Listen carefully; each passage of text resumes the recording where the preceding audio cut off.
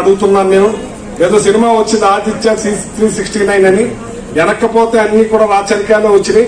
అప్పుడు ఈ పెట్రోల్ కానీ కార్లు కానీ ఏమీ లేవు. ఆ కాలాన్ని తీసుకెళ్లే పరిస్థితి కాకుండా ఇప్పుడు ఈ దేశాన్ని రాష్ట్రాన్ని మన ప్రజలకి అందుబాటులో ఉండేలాగా మీరు ఇప్పటికే 4 లక్షల కోట్ల దగ్గర అప్పులు చేసేశారు. ఏం చేశారో తెలియదు. జగన్మోహన్ రెడ్డి గారికి చెప్పుకోవటం తెలియదు మాకు.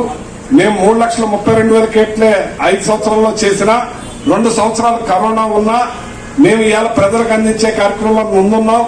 ఇవాళ ఆయన 6 జట్టీలు కడతాం ఏంటి, 6 పోర్టులు కడతాం ఏంటి, ఇవాళ 17 మెడికల్ కాలేజీలు తేవటం ఏంటి, ఇవాళ ప్రతి గ్రామంలోనూ కూడా పంచాయతీ, ఆర్బీకే, హెల్త్ సెంటర్, గ్రంథాలయం ఇవన్నీ కూడా ఏర్పాటు చేయటమే కాకుండా ప్రజలకు దగ్గరగా డాక్టర్లు కూడా చేరువ చేసి ఎన్నో రకాల వైద్యాలు చేస్తే అన్నింటినీ కూడా వలసెట్టి మీరు ఇస్తాననే కాకుండానే అన్ని కూడా అటకెక్కిచ్చే కార్యక్రమం చేస్తున్నారు.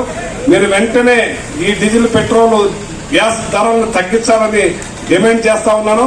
ఇక్కడ నాయకులు బాధుడే అని తిరిగిరారు కదా, ఇప్పుడు మీరు దాని గురించి సమాధానం చెప్పాలని చెప్పి నేను అడుగుతున్నాను. ప్రజలకు మీరు ఓటేసి గెలిపించారు. ఆ ప్రజల్ని బాధుడే బాస్తారా అని నేను చెప్తున్నాను. గొప్ప బాధుడు అని చెప్పి తిరిగారు మీరు. ఇవాళ జగన్మోహన్ రెడ్డి గారు ఆ రోజున కరెంట్ ఛార్జీలు కూడా పెంచకుండా, మరి ఏమీ పెంచకుండా చేస్తే మీరు రాగానే కరెంట్ ఛార్జీలు పెంచి బాధుడే బాధారు. పెట్రోల్ ధరలు కూడా పెంచి బాధుడే బాధారు.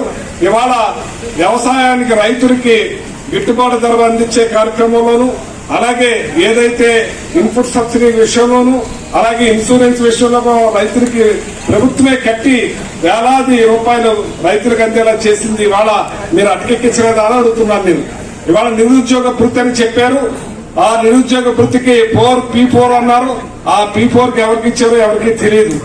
అలాగే మీరు 50 సంవత్సరాలు దాటిన మహిళలకి మీరు పెన్షన్ ఇస్తానని చెప్పారు. బీసీ వాళ్ళ, ఎస్సీ ఎస్టీ వాళ్ళకి అది కూడా అటకెక్కించే కార్యక్రమం చేశారు.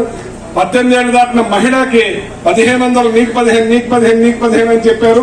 అది కూడా అటకెక్కించే కార్యక్రమం చేసి P4 లో అన్నారు. ఈ P4 లో మీరు ఎంతమందికి ఇచ్చారో ఇక్కడ నాయకులు చెప్పాలి, ఇక్కడ ఎమ్మెల్యే చెప్పాలని చెప్పి నేను డిమాండ్ చేస్తా ఉన్నాను నేను. అలాగే యువతకి P4 లో అన్నారు, ఎంతమందికి ఇచ్చారో మీరు డిమాండ్ చేస్తా ఉన్నాను నేను. ప్రతి ఒక్కటి కూడా అటకెక్కించే కార్యక్రమం చేసి రైతులను నడ్డి విరిచి కనీసం గోను సంచులు కూడా సప్లై చేయలేని పరిస్థితిలో మీరు ఉన్నారంటే ఈ ప్రభుత్వాన్ని నడిపే విధానం మీకు ఉందా అని అడుగుతున్నాను. మీకు ఎర్ర బుక్కు సిద్ధాంతాన్ని తీసుకొచ్చి కేసులు పెట్టి భయపెట్టి ఇవన్నీ చేస్తే పిల్లిని ఇంట్లో పెడితే కొడితే అది పులవుతుంది అన్నట్టుగా ఎవ్వరూ వెనక్కి తగ్గేది లేదని చెప్పి ఈ సందర్భంగా తెలియజేస్తూ, ముందు మీకు ఓటేసిన ప్రజలకి మంచి పరిపాలన మీరు ఇస్తానన్న సూపర్ 6 సూపర్ బాధుడు చేయకుండా ఇవ్వాలని చెప్పి మిమ్మల్ని తెలియజేస్తున్నాను, కోరుతున్నాను. ఇకనైనా సరే ప్రజలకి మంచి పాలన అందించే విధంగా ఆలోచించండి. మీ దోపిడీ మానండి, మీ దొంగతనాలు మానండి, దోచుకోవాలని పక్కన పెట్టండి అని చెప్పి తెలియజేస్తూ, ఇక ప్రజల్ని మంచి బాటలో మన్నించకపోతే ఆ ప్రజలే తిరగబడే పరిస్థితికి ఆల్రెడీ వచ్చిందని చెప్పి తెలియజేస్తాం.